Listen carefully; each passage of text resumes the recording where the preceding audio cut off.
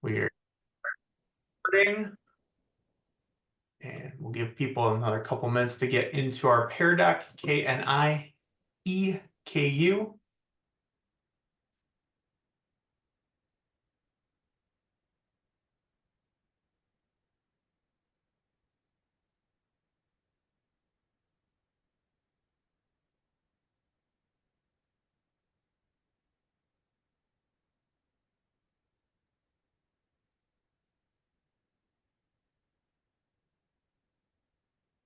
Alrighty, yeah, it looks like I got just about everybody in.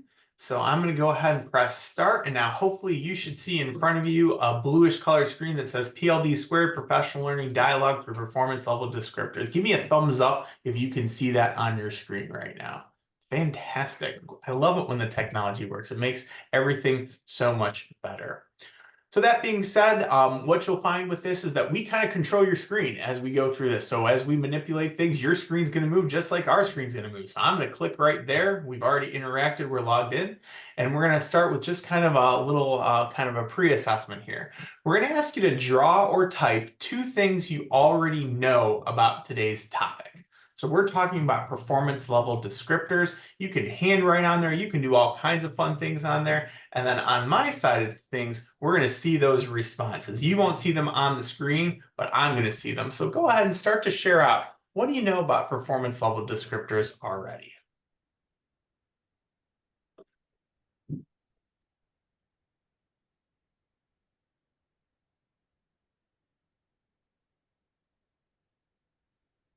So I've got statements coming in like PLDs measure a standard across the continuum of learning. I've got they describe what students should know and be able to do. They can inform instruction.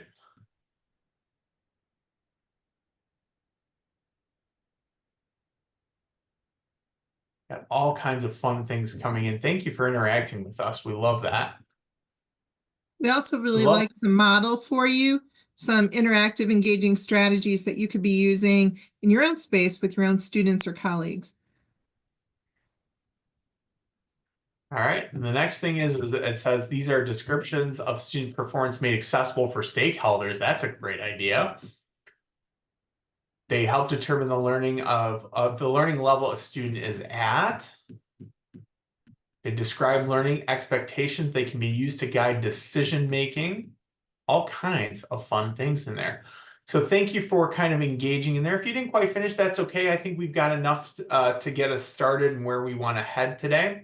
So to kind of go ahead and help us orientate you, this is our agenda as we work through. So Shar is going to explain to us what are PLDs and why we should use them. Then we're going to model some activities that you can use with people. And then we're going to ultimately come back to how is this work helping teachers across our state and across our country? And then we'll end with some questions. Of course, if you have questions throughout the presentation, we go too fast or something's not working, just feel free to pop it in the chat and we are happy to respond as soon as we can.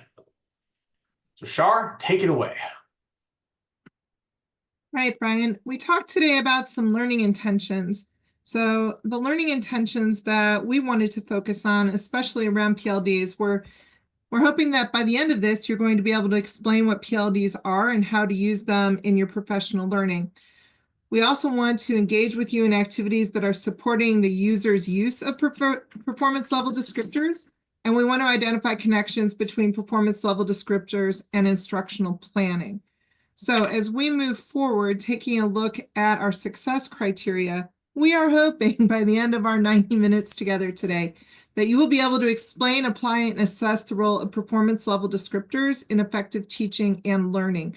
And you're going to hear us emphasizing that over and over again, and that learners can use performance level descriptors as part of your assessment design and your assessment item development, because that's really the first place that Brian and I work together with performance level descriptors in the role of item development and looking at items for a state level assessment. So what are performance level descriptors? You were right in what you were sharing in the Pear Deck background on what you think they are. I think ideally they outline that knowledge, skill, and practice so that you can help students understand where they are performing at a given level of achievement.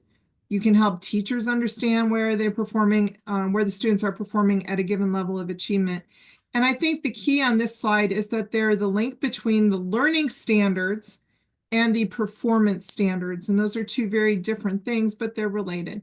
And we really want to pay attention to the fact that the performance standards are predefined criteria or benchmarks that look at how well students must learn what is set out in the learning standards. That whole idea of how well or how good is good enough is really an important part of the work of assessment. Yeah, thank you for sharing that, Shar, because my own experience today working with a group of 7th grade language arts teachers on an assessment design for one of our unit common assessments was that exact same issue right there, is that we had set ourselves at one particular level, but when we looked at the design of the descriptors, we figured out very quickly we had to go higher in order to figure out how good is very good. Well, and it's definitely that stretch piece. So when we look at this next slide, the idea that in most cases, performance level descriptors were developed by educators working with content experts. Because when you are working on defining a range of student performance, you really need both perspectives in that work. Performance level descriptors indicate if students are academically prepared to engage successfully in further studies in a content area or in the next grade level. And so I use my performance level descriptor work with teachers to help them take a look at that. It's like, hey, I'm looking at what you have planned instructionally in your classroom.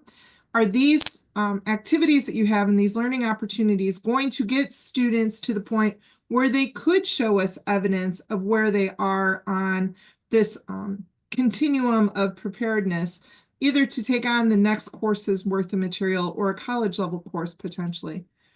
We also added to this slide, after a lot of conversation between Brian and I, we really want to note that definition of a rubric. So a rubric is a comprehensive assessment tool that outlines criteria for evaluating a piece of work. And as we start to work with performance level descriptors today and you look at them, you're like, oh, wow, this definitely has the potential to show like what work might look like at each of these performance levels, but they are not rubrics.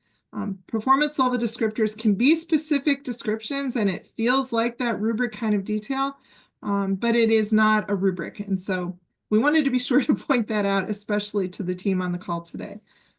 Yeah, I think it's important to reemphasize that, because when we're thinking about, a performance level descriptor, it describes the thinking levels that students need to obtain in a given skill in most cases, where a rubric actually in most cases describes how you do something. To what degree have you included those things? Did you include 4 details as opposed to 6 details when you were citing the evidence to support the main idea, for example? And our rubric descriptors, or our performance level descriptors, get us to the point where we're actually talking about the thinking that's going on behind that. Are they evaluating something? Are they just going ahead and citing things? That's the type of thinking that I think makes a real big difference. But as Sharp pointed out, PLDs can be a part of a rubric. They can, and I think the other piece as we look at why are we using PLDs, they are a tool to help students understand where they are in their thinking and where they need to go next in their thinking. And they tend to be positive focused. In performance level descriptors, you see a lot of what the student can do, not a lot of what the student can't do, which I also think is an important piece to take a look at. Definitely.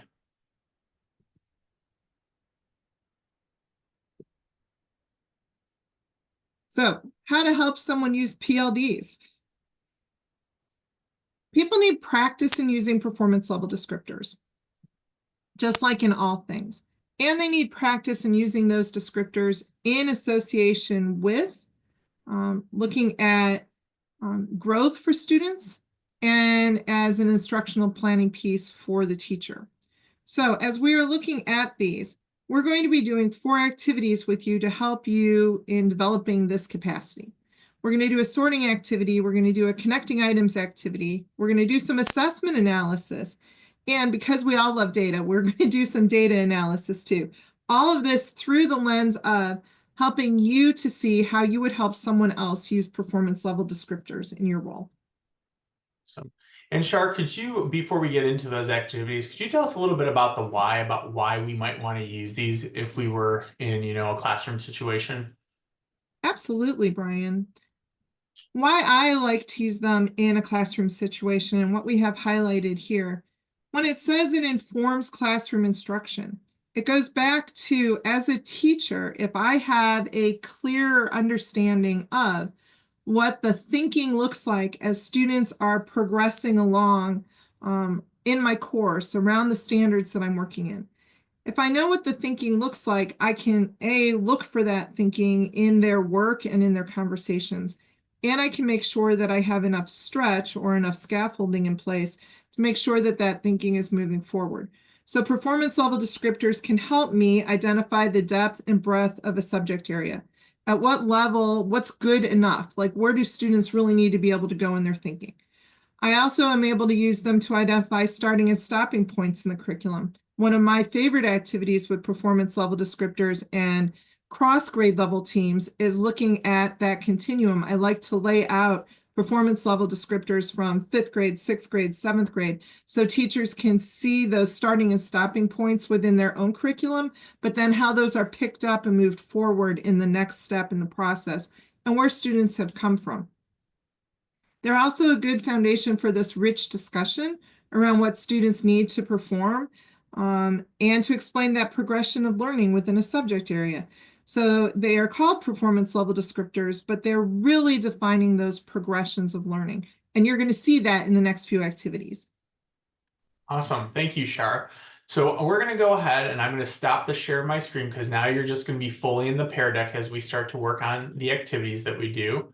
And the first thing we want to do is, before we even get into those activities, are there any questions on the what or why that we can address in relationship to those performance level descriptors? Something that we either talked about or that may have resonated with you, or something that you're going, that makes absolutely no sense to us. So tell us a little bit more, Brian and Shar.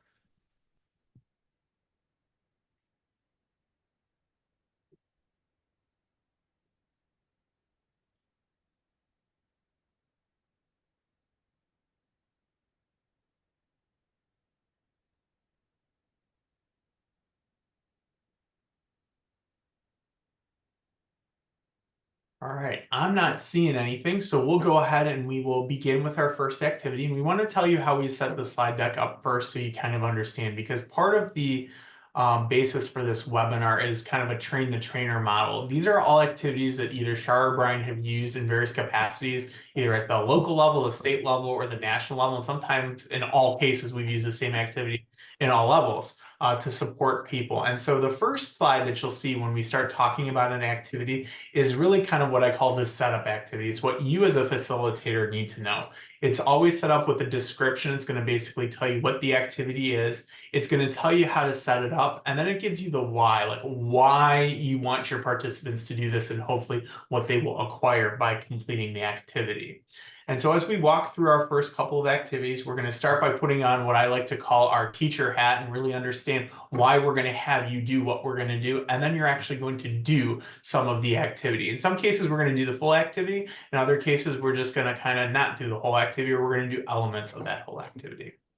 So we're going to start with the first one here. This is what we call our activity 1.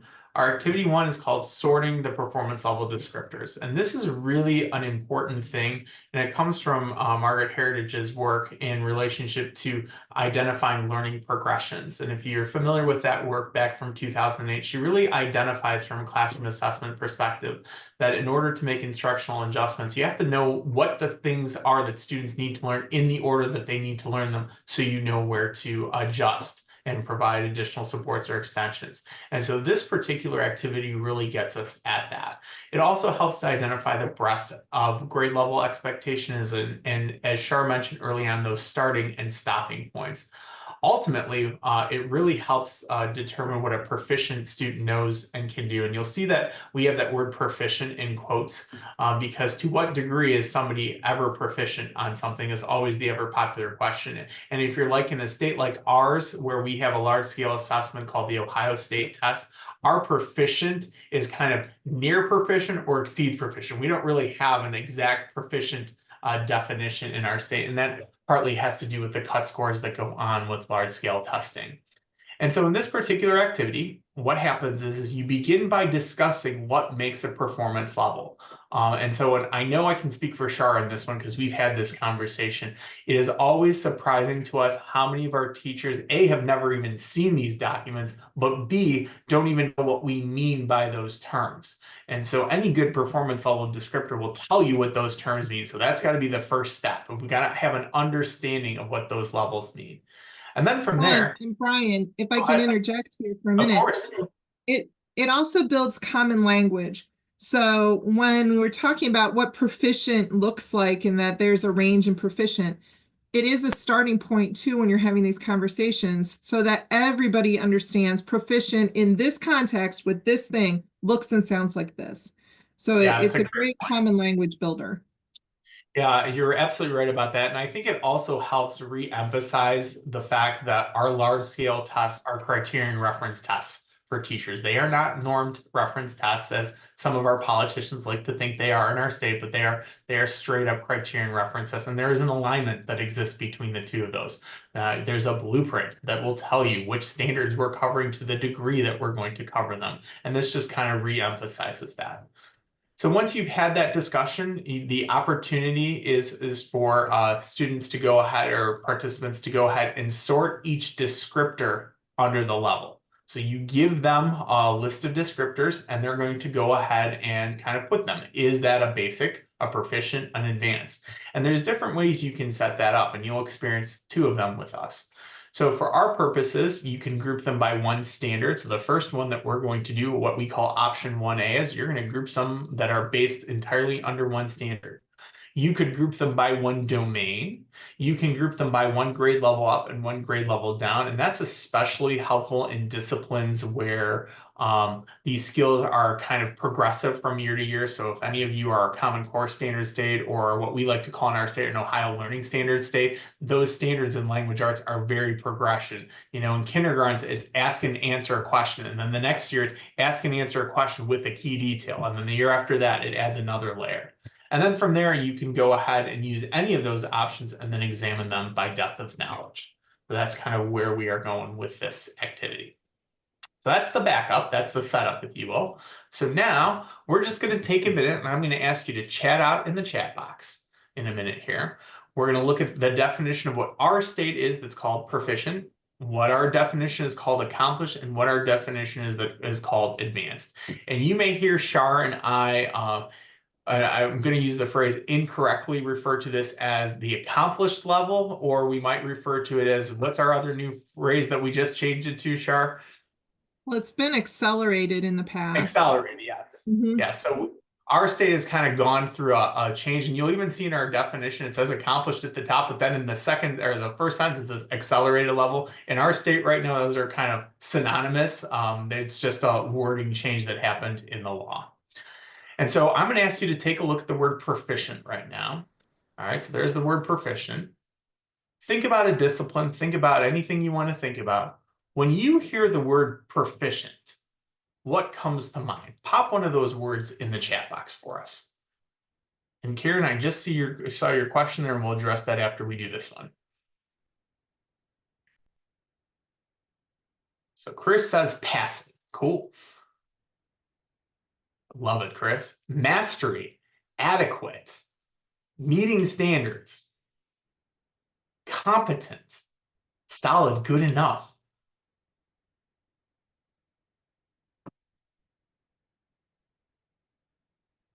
Fantastic examples of things. And so often that's what it means in my world as well too, as what I think of when I'm working with teachers and what we're doing for our Monday through Friday work. Interestingly, in our state, proficient is actually, depending upon the assessment, can range anywhere from 30% correct to the highest of 51% correct. So that could be as small as getting 4 questions right, as many as getting 13 questions right, if we're thinking about that from the large scale assessment piece.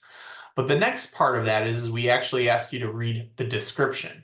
And if you read this description, we won't have you do that. We'll talk about it because you're not in Ohio. In ours, it says they have the knowledge in most of the domains. That's a key part. And it answers questions that are routine.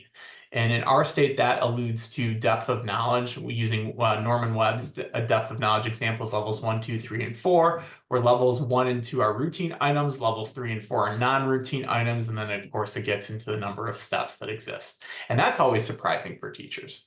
And then after we do that, we go right up to the next level and we have the same conversation. So we would look at the definition of accomplished or accelerated. We would have you share out a word. So we're going to ask you to do that real quickly. If you hear somebody is accomplished in something, what comes to mind?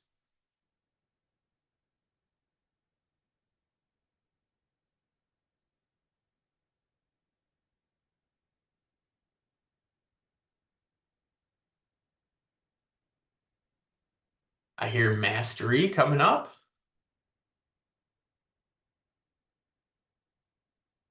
Excel. Significant experience.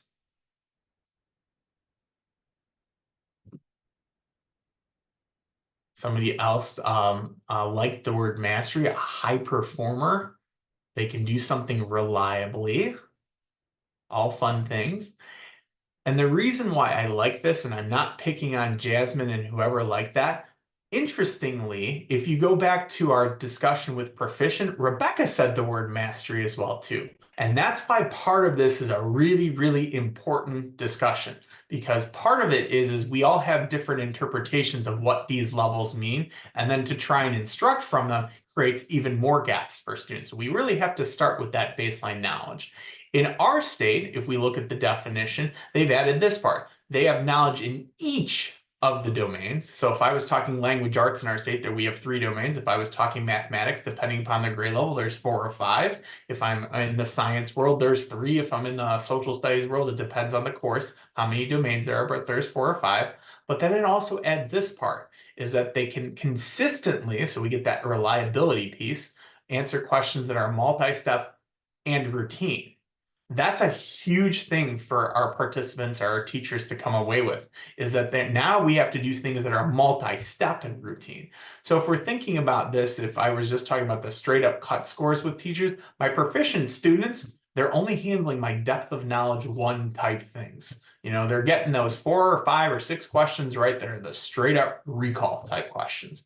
Where here at the accomplished level, they can do that recall stuff, but they can do a little bit more. There might be 2 steps involved in what they're doing.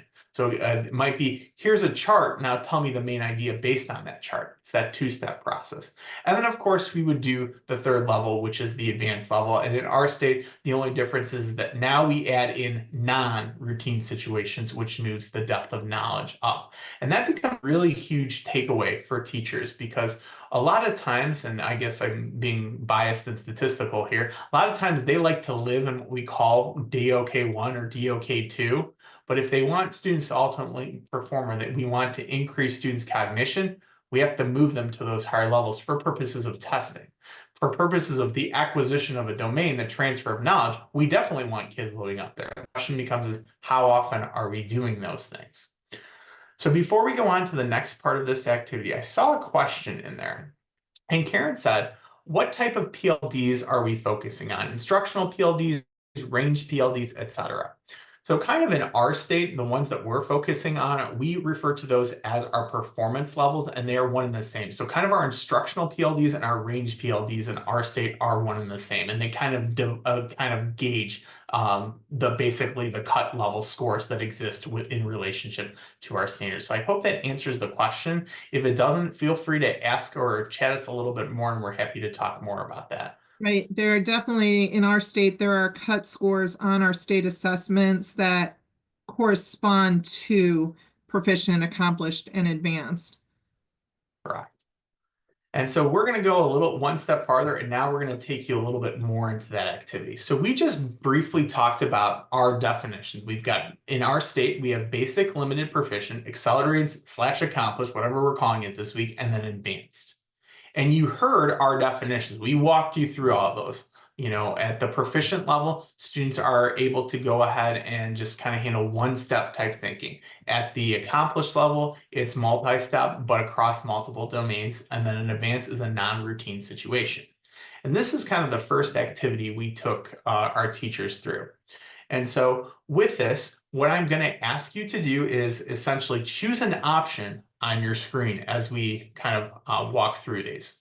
So the first statement that I have, it says, determine the main idea of a text and retell key details and explain how they support the main idea. That's the only information you have in front of you right now. So thinking about our definition, proficient, accomplished, or advanced, you should have a little voting box on your screen now at this time. Go ahead and mark, where do you think that descriptor lies? Does that ability to do that describe somebody who's proficient, accelerated, or advanced? And I'm starting to see all kinds of responses come in right now.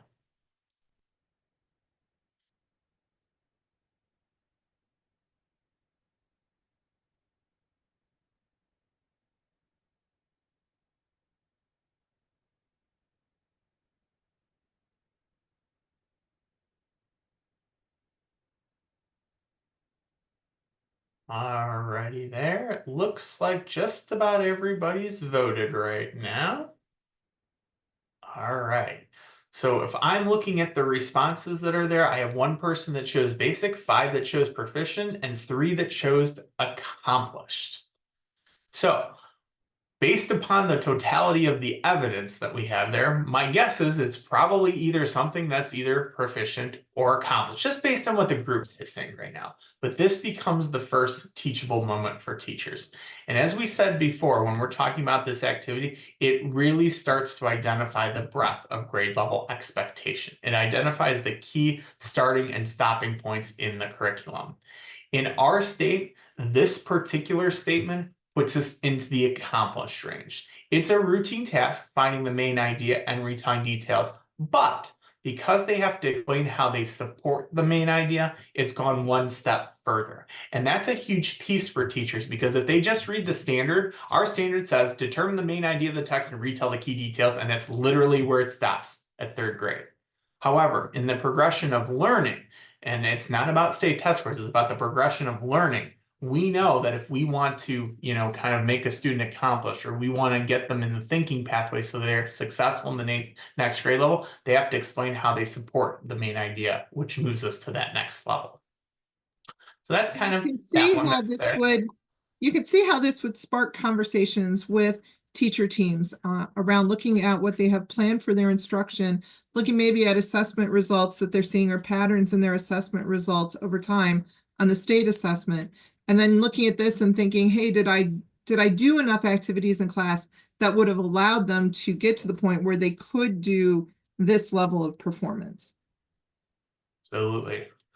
So we're going to try one more just so you kind of get the idea. And our second one that's on the screen says this: determine the themes and explain how they are conveyed through key details in the text, and explain details to retell stories and determine the themes.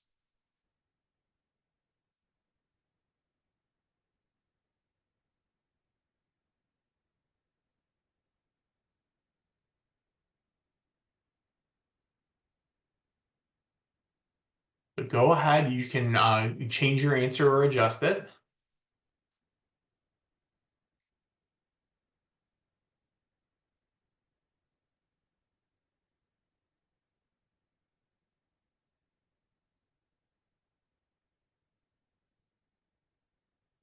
All right. And this is what I was predicting to have happen. All of the choices we had, they all kind of slid up a little bit. And the reason they slid up is because you've recognized that this one's a little bit more, I'll use the word challenging, than the one before. And that's the value behind this activity. It starts to show you the progression of learning. In our state, this one is actually at the advanced level. It requires multiple themes that have to happen, identifying those key details, and then determining it all together. And for a 3rd grader, that's a really non-routine task in our state. Whether that's right or wrong, that's a different question, but that's kind of what our state has believed in terms of our learning standards. Now, I won't bore you and do the one after that, but the 3rd one, you might say, wait a minute, if we're already at the advanced level, where does that one come in? Well, interestingly, in our state, we have 2 descriptors for that particular standard at the advanced level. So there's multiple things that go on in this progression. And then that very last one actually starts moving us into the next grade level. And as we shared with you on this one, this gives you quite the opportunity where you can start to go ahead and group them by standard or grade levels up and down to really understand where you as a teacher need to start and stop. So in the same regard, we have 1B, which is, we looked at one kind of, standard. Now we can go ahead and start to kind of look at them by the progression within one particular standard that's going on. So you'll see that we have up here, we have a grade 5 math one, and we put all of them there for you. That is the entire progression of that particular one across the entire, state of Ohio that exists there. And so what I want to know is, what order do they go in? It's a really great conversation for teachers to understand how things kind of function. So just take a minute, read on through them, and then we'll give you the opportunity to enter a number. And the numbers you're entering is what order do they go in? Does 5 come first? Does 2 come first? Does 1 come first? Which one comes first in terms of the progression? When I do this activity, I like to do it if I'm in person with actual card sorts and small groups and have people move the cards around. I think it sparks deeper conversations around each one as they talk to each other about why they think 1 belongs before 4 or 2 belongs before 5. But this is a great way to do it if you're going to be doing an online workshop similar to what Brian and I are modeling today. Correct. Yeah, and I guess that's a really good point. Most of these activities we do face-to-face with people with manipulatives to actually have them sort them out so they understand where things are at. And you don't need to be a content expert in an area to make decisions about, well, what might be coming before or after, what could be basic, what could be accomplished. But I do, if I know I'm going to have a mixed group, I do tend to pick the elementary grade standards or like 4th or 5th grade standards, only because students are still working on foundational skills, especially in math. And if you've got non-math people in your group, they're intimidated by math standards when you get to the high school. Definitely. All right, we'll give people another, minute there to pop responses in.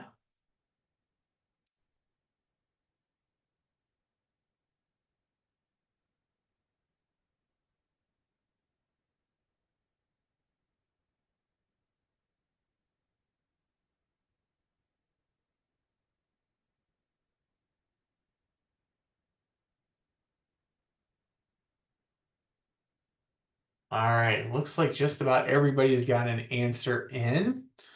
The one that comes first in the entire set is number 3. That is the one that comes first. Now, Sue in the chat says this is that the longer the description, the higher the level. That's actually a misnomer in our state. Not always. The longer the description, not always higher the level. It depends to the degree of what's going on within those levels. And that's an aha for teachers as well, too. All right. So Brian and I always talk about what's the thinking that would have to take place in order for students to be able to do this. Correct. Exactly right. So interestingly, what comes next in this particular one is number 2 is the one that comes next.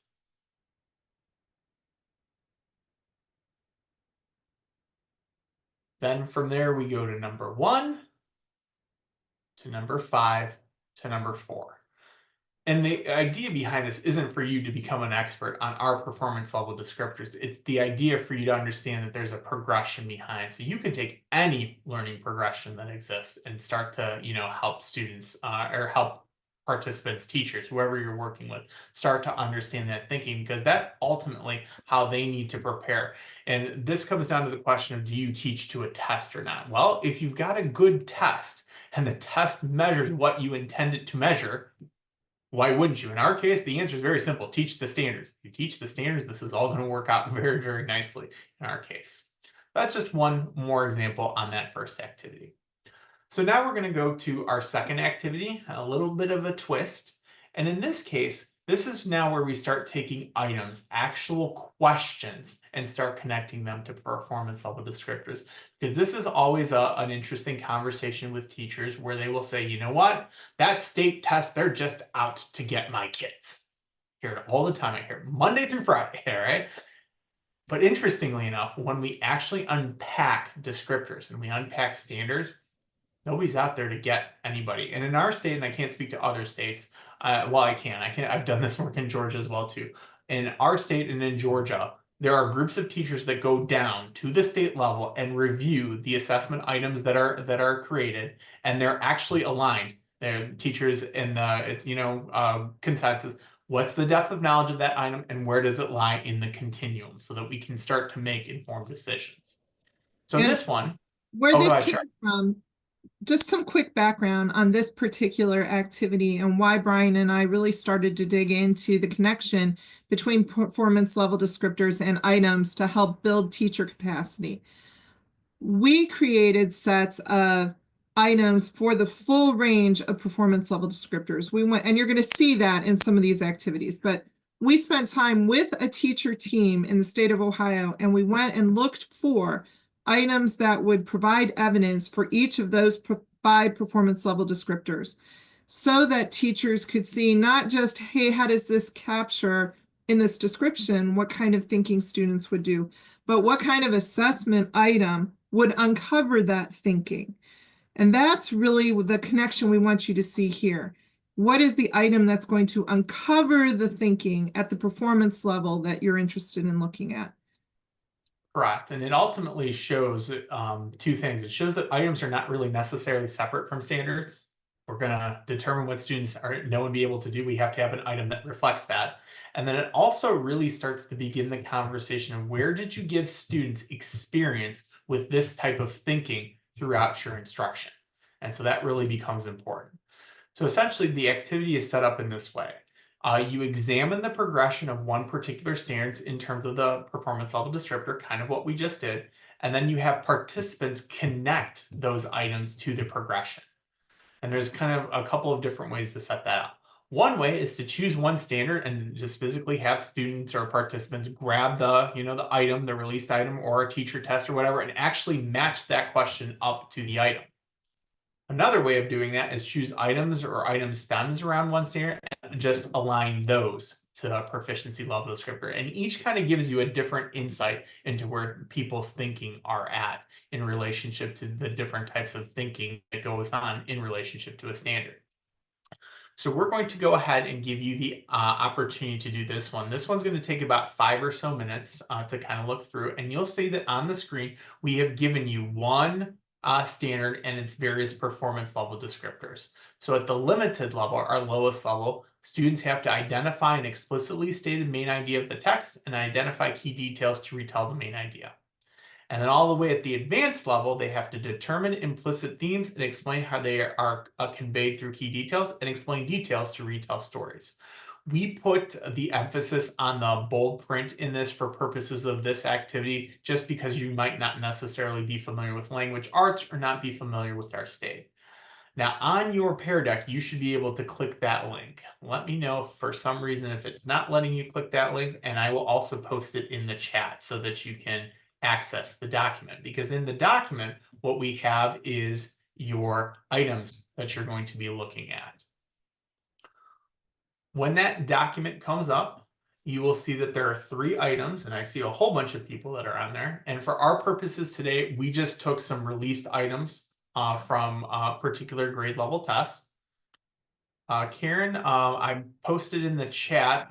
Please try again. Let me know if you still can't get in. I've got 13, 20 people, 12, 14 people on there now, so I know it's potentially working. Oh, you got in, great. And what I'm going to ask you to do is you'll see there's an item number and there's 3 of them. We've arbitrarily labeled them 1, 2, and 3. What I want to know is item 1, which performance level descriptor is best going to elicit evidence of that. So in other words, there's the item. What conclusion can we draw about student thinking based on the performance level descriptors? Are they at their limited level, or are they all the way at the advanced? Are they basic, proficient, or accelerated? So take a minute to walk on through item number 1.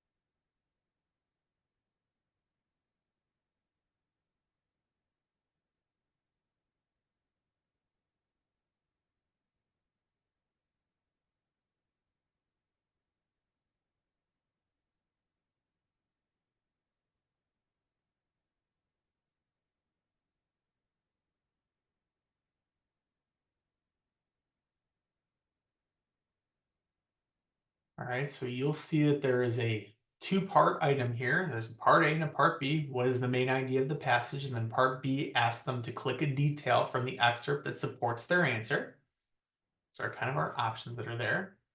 And in the chat box, I'm going to ask you to put a number that best represents the performance level descriptor that that item is tied to. So either type 1 for limited, 2 for basic, 3 for proficient, 4 for accelerated, and 5 for advanced. Go ahead and pop those in the chat now.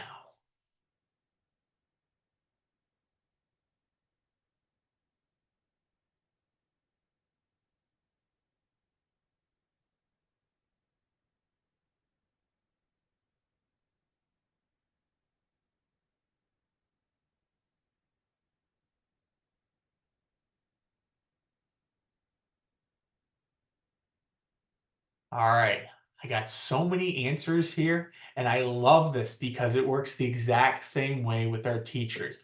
We are kind of what I like to say all over the place. We've got some ones, we've got some fours, we've got some threes, we've got some twos, but that's the power behind this conversation. There is an official right answer. We'll tell you what it is here in a minute. But having teachers, discuss and understand what the questions are actually doing is huge for them. It's just absolutely huge. It starts to change the conversation from assessment being done to me and my students to assessment I can work with. And that shifts all the mindset. So It Sue, I continues think to that build that common understanding, the common language. Even within teachers who are working in the same building, they will have different answers to this. And it's like, okay, if you have a different interpretation now, what does that look like across the year in your classroom with your set of standards? So this is also a great activity to make sure everybody's on the same page in using and understanding those performance level descriptors so that you have equitable, coherent teaching across all of your classrooms. correct. And even within the same grade level, you can get the same varied responses so that we don't create gaps for kids when they move from, say, third grade to fourth grade. All right. So are you ready for the correct answer? All right, I'll tell you, but before I do, I want to note one thing on this one. Oftentimes what will come up is that part B, they will start to say, well, wait a minute, that's more challenging or it's more difficult. And that also brings in this is that it's not about the item response type because they'll argue that, oh, well, they have to actually click on the detail. That's more challenging for a student. No, it goes back to the type of thinking. Response separate from the type of thinking. We can teach kids how to do response type. We can also teach them how to think, but we have to conceptualize those differently. Just because the response type is in this format doesn't mean our performance level goes up. The correct answer for all of you that are interested in this particular example is 2, is a 2 in our case. We're going to do one more just to give you the opportunity to kind of explore this a little bit more. We're going to do item number 2. So item number 2 has 2 parts again. This question is 2 parts. First answer part A, then answer part B, and then select one detail from passage 1 and one detail from passage 2 that support the answer in part A. You're most certainly welcome. Enjoy your other meeting, Emily.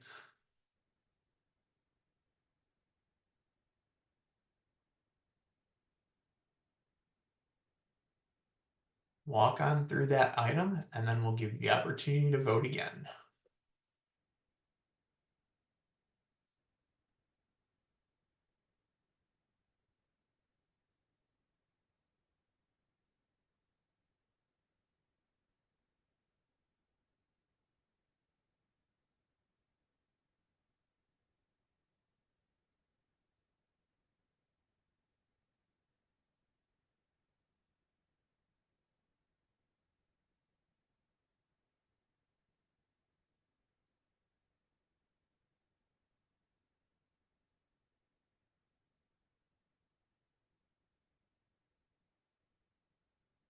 So Chris is asking, am I missing the reading passage? Do we have to make a judgment without reading the passage? Yes. In this case, you have to make a judgment without reading the passage. In the previous one, the passage was below. Thanks for asking that question. Go ahead and start to put the number in the chat. 1, 2, 3, 4, or 5.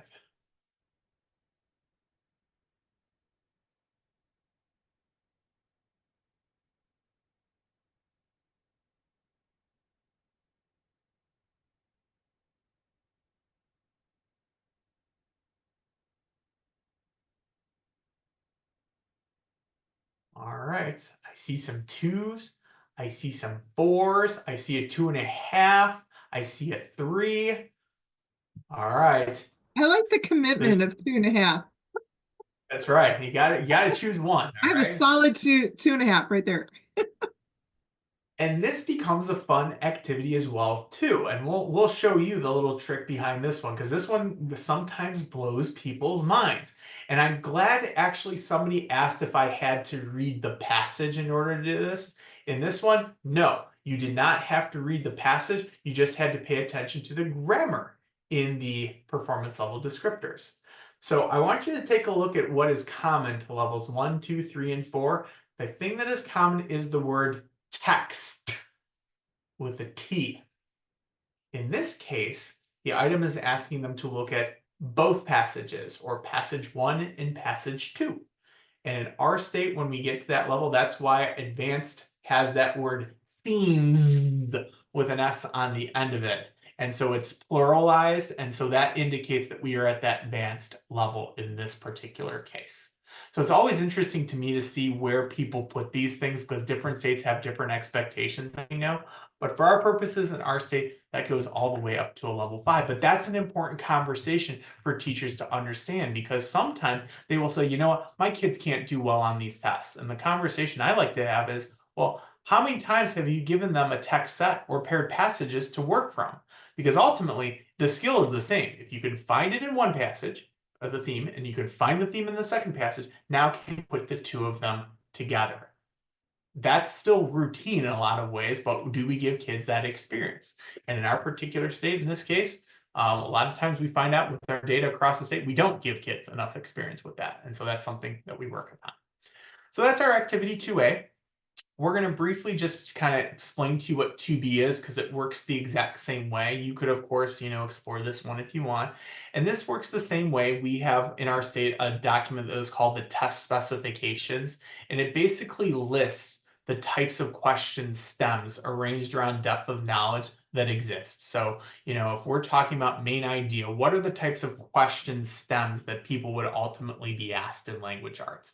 And then, of course, we have the performance level descriptors. And this gives teachers an opportunity to really start to think about the questions that they are asking to propel students to those different levels of thinking. And what we've come across, and Shar, you can speak for yourself in this case, is that we find that teachers don't often ask those higher level thinking questions that are going to propel students. And so this becomes an opportunity to start to plan. How am I going to plan differently in my classroom? And the way this activity works is the same idea. You give them the stems instead of the questions, and now they're going to go ahead and line them up. But the key part is this, and we always like to end with some type of reflection with any of these activities, is asking them this question. Share out your completed sort as well as 4 to 5 sentences on the reflection related to the performance level descriptor. And that is always hugely eye-opening for people because they will start to say, you know what? Yeah, my kid can do really well on this because, to get to get an advanced on this, they only got to get 65% right. Well, we can do that. Absolutely, we can. And it's not about the score. It's about ensuring that kids are getting the experiences to be successful throughout the course of the unit. So that's our second activity. We're now going to go to our third activity, and this was an assessment analysis activity. And basically what we ask people to do is to analyze an assessment in terms of the questions that they themselves are asking. And how does that align to the performance level descriptors? Because if any of you are administrators in this room or have any experience working with teachers, I hear this all the time. Kids got A's on my classroom unit test, but they failed on the state test, or they got a level 2 on the state test. And the answer immediately is it wasn't my classroom test that was bad, it was the state test. They had horrible questions on there, or those questions were written incorrectly. Interestingly enough, as we know, there's more reliability and validity built into a large scale test than there is in a classroom assessment test. Can that be changed? Yes. Can the twain meet? Yes, definitely. I think they can, but we have to teach teachers how to do that. And so this particular activity starts to get at that concept. And there's 2 ways to do it. You can use a teacher created test, or you can use just straight up released items. And this Or really you gets could also use items from their core instructional materials. I've been doing so much work with high quality instructional materials.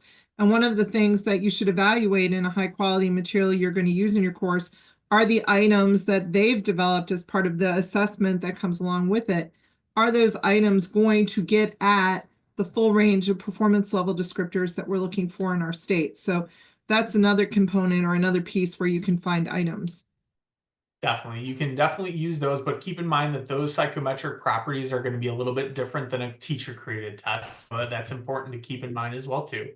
And ultimately what this does, and I have to give a shout out to my NCME peers on the classroom assessment committee, it really gets at this concept that we're using assessment as a form of instructional adjustment. That's the key part. And so with that, we're going to show you kind of this particular activity. Well, And and so as you're opening this activity, Brian, going back to the teacher created assessment item, there's so much that goes into that piece. And it's not so much, are you just assessing content? Do they know the content? It's a shift in thinking. What is the thinking that my students are doing around this content is far different than do they know the content? And sure. when you start to look at your assessment items through that lens and through the lens of performance level descriptors, you start to reevaluate the types of questions that you've included on your assessments for kids, because now they are driving your instruction and they are sparking student learning for you. Definitely. And as we go through this one, because this is one we just kind of model out loud, what you'll start to see is it helps teachers hone in on the questions that they're ultimately asking for kids. And so this is an example from a classroom created test. I shall keep the school district, the location it came from, completely anonymous. And you'll see that there is a part A and a part B, and then there's two little boxes after that. The little boxes are the questions we would ask as we're facilitating this.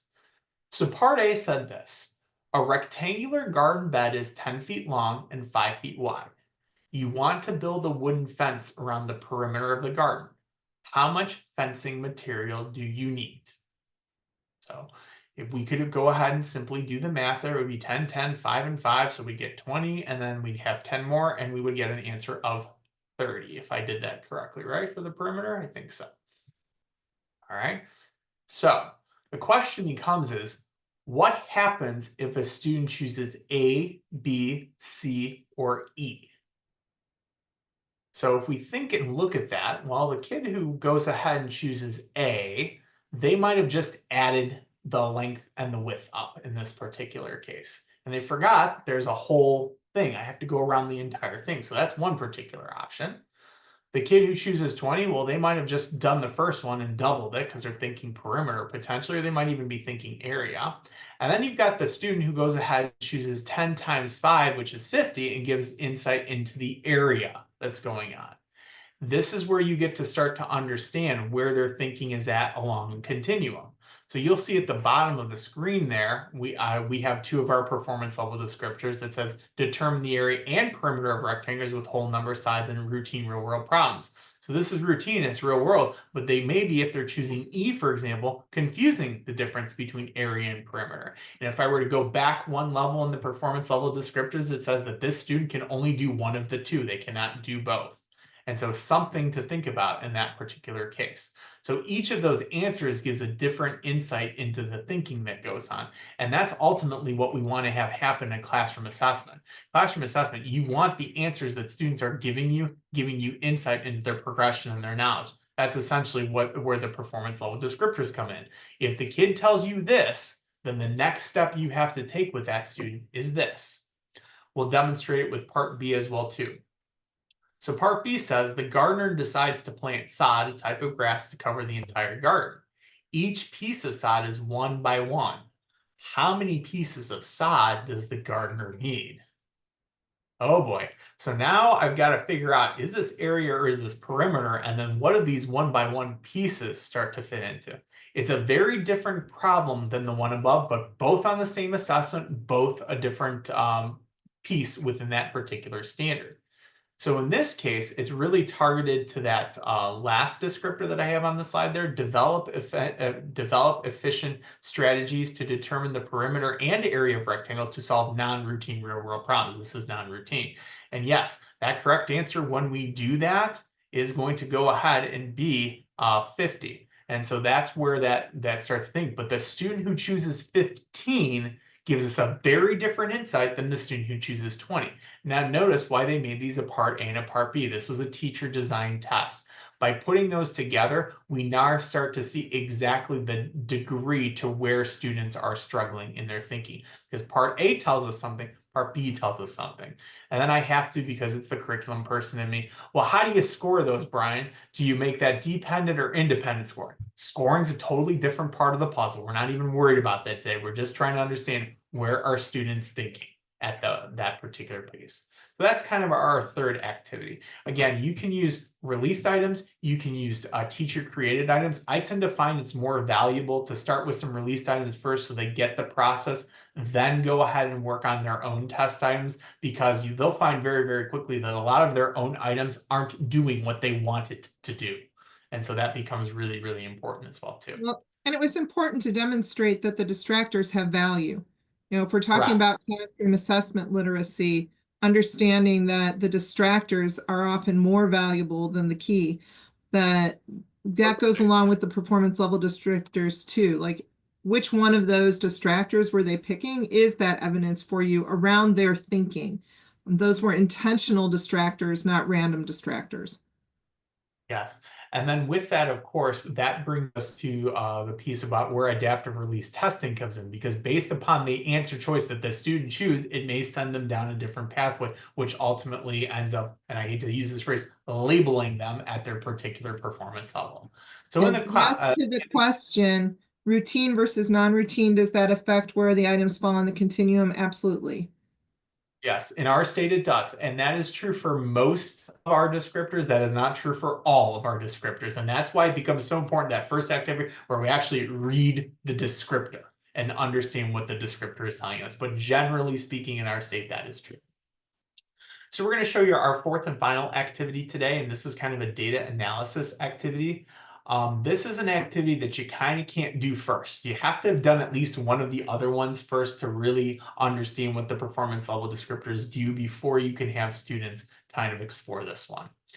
And so essentially what happens is the students or participants, teachers, whomever, are going to go ahead and examine the student responses tied to a prompt or item. So you actually have to have what students and how they have responded. And then you're going to sort those responses according to the proficiency level, then allowing teachers to ultimately identify the next teachable moment. Now, we've kind of given you the lead already. The next teachable moment is if the kid comes in at proficient, the next teachable moment in our state is to go up to the accomplished level. And then after that, to go up to the advanced level. And then after that, go up to the next grade level. That's going to give you the progression. And so the setup works this way. You take 3 varying student responses, and you're going to have people align them to performance level descriptors. This ultimately shows that items aren't separate from our standards, that they are a form of or they can be used as a form of instructional adjustment related to that progression that happens. And it's really a component of any good student work protocol. If you're doing any kind of student work protocol process, this is a component of that. Correct. And so in this case, and I will put the link in the chat here in a minute, you're going to analyze a writing task that grade 6 students completed. So in the chat right now, I've popped the link there. You can also click on it on your screen. See people popping in real quick. The document is organized in the following manner. At the top, you will have the prompt. Then in the middle section, I've given you the PLDs for this grade level. They are right there, smack dab in order. And then you will see some responses from students. And we gave you 4 responses. In interest of time, we're going to have you go ahead and look at 2 of them. We're not going to have you look at all of them. And so I'm going to ask you to look at response 1 and response 2. And the first step, the only step you have to take thus far, while we'll give you time to read and respond to that, is to figure out, is that response limited, basic, proficient, accomplished, or advanced? That's the first step. So we'll give you about 3 minutes to we'll give you more than that. We'll give you 5 minutes to read the prompt, read the descriptor, and read the student response, just the first one.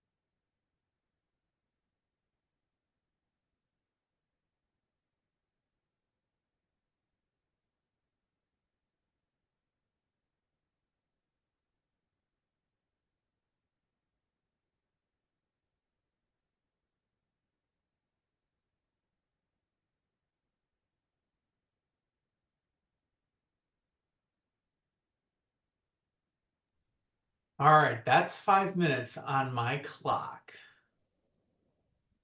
So just looking at response 1 in the chat, go ahead and put the label for that response. The basic, proficient, limited, accomplished, or advanced, or you could use the numbers 1, 2, 3, 4, 5, whichever you prefer. Matt's on the ball there. He's indecisive though. He goes between 4 and 5. That's always a fun conversation. You got to choose one.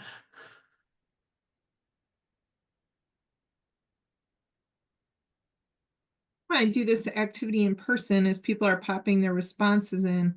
I like to have highlighters on the table and have teachers highlight key pieces of evidence in the student response that they're using in making that distinction, and talking about why, based on these things, we think it matches this. See, lots of accomplished coming in.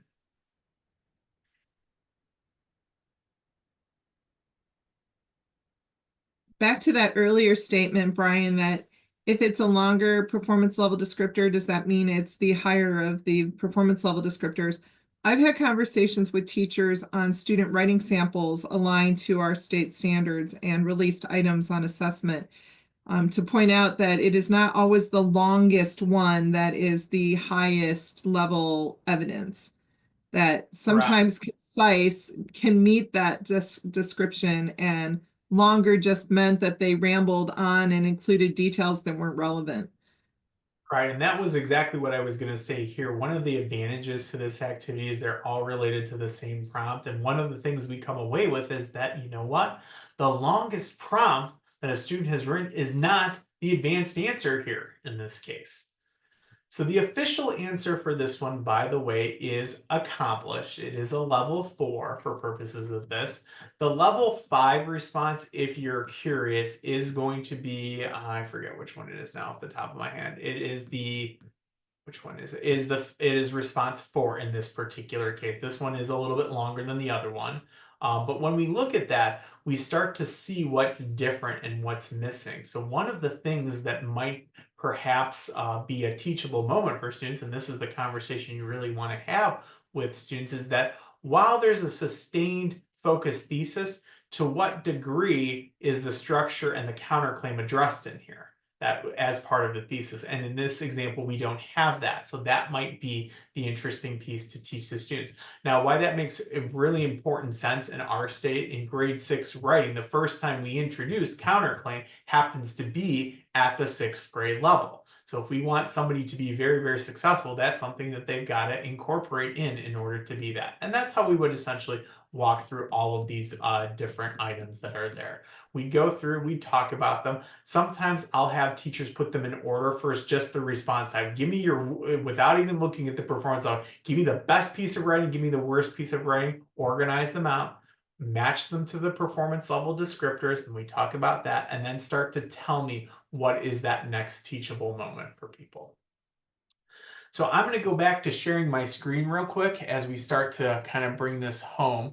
And what I want to share while you're doing that, Brian, I just wanted to point out to everybody that activity you talked about, looking at the range of student writing and talking about the performance level descriptors.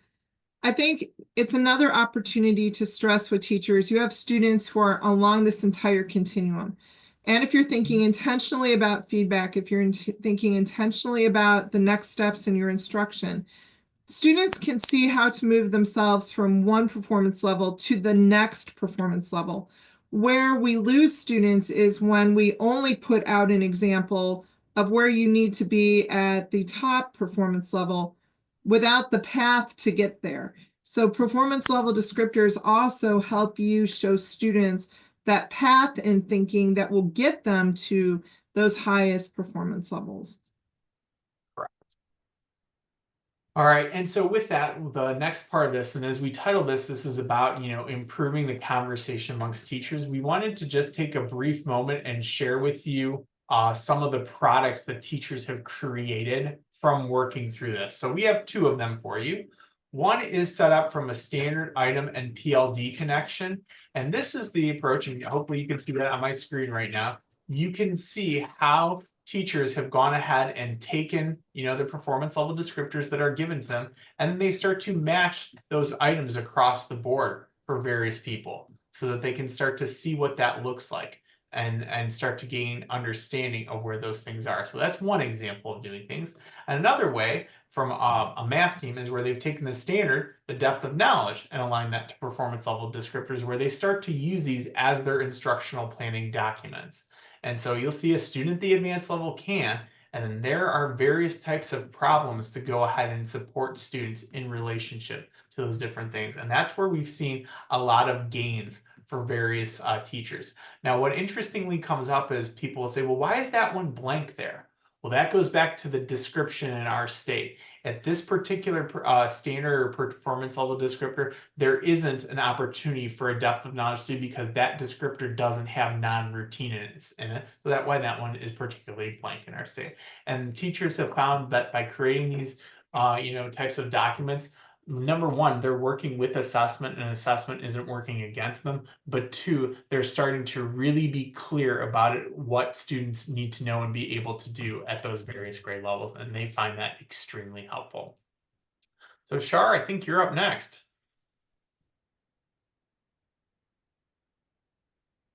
So when we are looking at how do we put these tools together, I think the examples Brian just showed you came out of 2 projects that we've done together with teams of teachers in our state. And there's certainly projects that are replicable and become good resources for everybody. Another way to look at this is to put together sets of resources so they see how they play well together, right? So on this slide, we're looking at standards resources. In the state of Ohio, we have developed model curriculum in support of our academic learning standards. And the model curriculum includes examples to highlight, at each performance level, it looks like this. This is what we mean in this part of the language of the standard. And so we've given you an example from the model curriculum of these are geometry standards? No, yes, 8th grade geometry standards. Then below that, we have the performance level descriptor set that includes the performance level descriptors that speak to this particular type of math thinking. So you can see the connection between the model curriculum and the performance level descriptor. And then in the specifications on the right, we've shown you for this standard, what is expected in terms of depth of knowledge 1, which is recall and identifying information, depth of knowledge 2, which is applying those skills and concepts, and depth of knowledge 3, which is a strategic thinking piece. So what do students have to be able to do? And a big misconception that you can address right here is that all students should have exposure to all of these levels of depth of knowledge. They're not a hierarchy, they are levels. And so when you're looking at these, what do students need to be doing? That's the model curriculum to get there. And then how do we know where they are in the learning? That's the performance level descriptors, so that you can see where their thinking is on this learning journey. Right. And then, of course, those question stems can serve as the assessment point to check where students are at. I have one teacher right now who has made these into kind of 3-ring cards. And as she's working with various students, if they're able to tell her what the formula for the Pythagorean theorem is, she moves right up to the next level and says, okay, help me find the missing side of this right triangle with sides of 6 and 8, or solve this, or do this. And that helps continue students within their progression from a differentiated standpoint. So then ultimately, Shar, tell us, how is this helping our teachers? I think anytime that you empower teachers with kind of that pull back the curtain knowledge on how do assessments relate to my classroom instruction, it benefits teachers. Brian, you talked about how many times you've heard teachers make comments. I can't tell you how many times I talked to teachers who said, Shar, if you could only pull back on this assessment, this assessment is taking away time from my instruction, which hurts my heart, because that gives me an opportunity to say in that conversation, would you be open to taking a look at how assessment actually can inform your instruction and can give you an idea about where your students are in their learning, so that when you're planning your instruction, you can be more targeted, be more efficient, really meet the needs of all of the students within your class. So going back to why are performance level descriptors my favorite thing, because they are one of my favorite things in education. It clarifies those grade level expectations. You can go to here, you don't need to go to here. This is the depth of thinking we want our students to do. It gives you that progressions piece. The standards show you academically within a content area how that knowledge progresses, but they don't give you a good idea of how the thinking progresses. So the performance level descriptors partner with that. They allow teachers to focus on growth for students in two different ways. Where are students coming into your course? So looking at prior grade performance level descriptors, looking at, in our state, looking at Ohio State test results for a student to see where they landed and what performance level descriptor best matched how they did on that particular assessment. That information lets you know where are your students as they're coming to you, and then where are my students within this unit and where do I need them to go? Not just I'm marching my way through my curriculum, but I'm growing their thinking through my curriculum. It gives you insight into remediation and extension. Where might I need to circle back? What kind of scaffolds should I put in place because I want students to demonstrate this level of thinking? So what kind of supports do I need to give them so they can get there? Or if they're there, are they ready to be accelerated to another grade, or do they just need more opportunities to work with non-routine things or increased complexity in the work that they're working with? And it helps create assessment items and understand why you're creating not only the item itself, but the distractors within the item, or the layers of part A, B, and C that you want to include, or what you want students to be able to demonstrate to you in terms of their thinking, because we cannot crack their heads open. That just isn't acceptable in our world. So the only way we can get at that thinking, it's just not. The only way we can get at that thinking is to write good assessment items. That will help us see that evidence of learning. And it can be a multiple choice assessment item. It could be a multiple part. It could be an essay response. It could be a task or a scenario. Really what you're doing is looking at the performance level descriptor. What evidence do I need to see? How am I going to get at that evidence? And how will I let my students know where they are moving forward? So they're helpful on all sorts of levels, Brian. Awesome. Thank you, Shar. So that is kind of where we end with the information we wanted to share with you. So we have about 8 minutes or so. What questions do you have for us? Feel free to take yourself off camera or put yourself on camera, or talk to us, unmute yourself, or chat us in the chat box.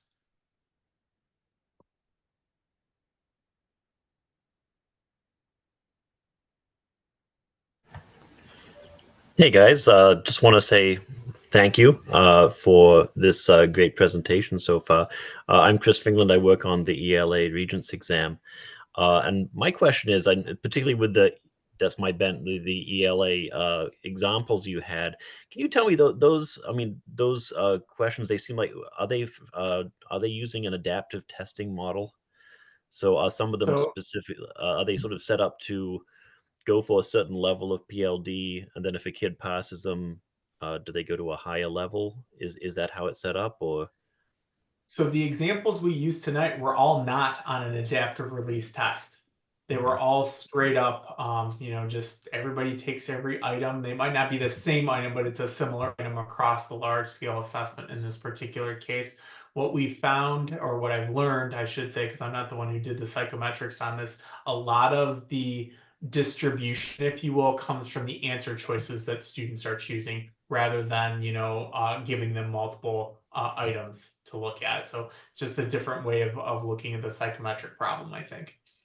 Okay, that's good to know. Thank you so much. Of course. I mean, Brian, those performance level descriptors certainly could inform an adaptive test. Definitely, without a doubt. Especially the grain size of the items that the student would see next, so that there isn't a significant jump, so that if you are demonstrating consistently, you've answered multiple questions that show that you have proficient, then the next set of questions you would get would move to the advanced, accomplished, whatever we're calling it today, that level, so that you could see that progression. So I could see where they would be useful. Yeah, and there are some large scale tests. Like I'm pretty positive iReady has their adaptive release set up that way, tied to what their performance levels are. But that assumes that the performance levels are the same performance levels that teachers are making judgments upon from test to test, and that always becomes the ever popular question. And I'm sure, Shar, you've experienced this in your work. I know I've experienced this with mine. The kids did really well on math, but wait a minute, they didn't do well on the state assessment. We're getting two pieces of information. Well, it's because they're not measuring exactly the same construct at the end of the day. Other questions from folks?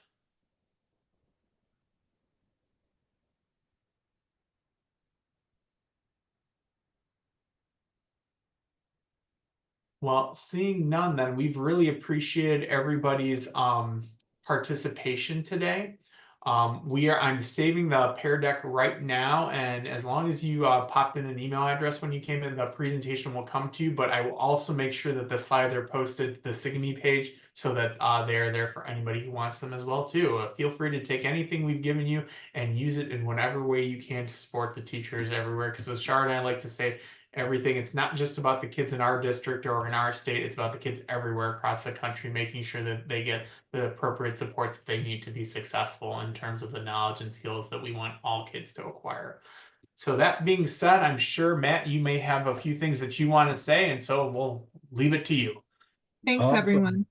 Brian, Charlotte, thank you all so much. That was amazing, engaging, interactive, and informative. I learned a lot. I'm sure our attendees did as well. Thank you all for your participation. Those who stuck around the whole time, thank you for your engagement. I encourage you to keep on engaging with your with the state and local assessment leaders, SIGIMIE. Also, check out the NCME webpage for other SIGIMIEs that may be of interest. There are a lot of other resources on the website. And let us know if you have any requests for different PD sessions or trainings. Feel free to contact our training and professional development committee. We're trying to do a little more online training this year than we have in the past. And so there's some opportunities there for requests if you have them. That being said, I want to thank our speakers again. Brian and Shar, that was amazing. We'll see you soon. Y'all have a good holiday break and take good care. Yeah, thank you for inviting us. We appreciate Absolutely. it. Thanks, everybody. Take care, all. Happy Don't holidays. forget to stop the recording.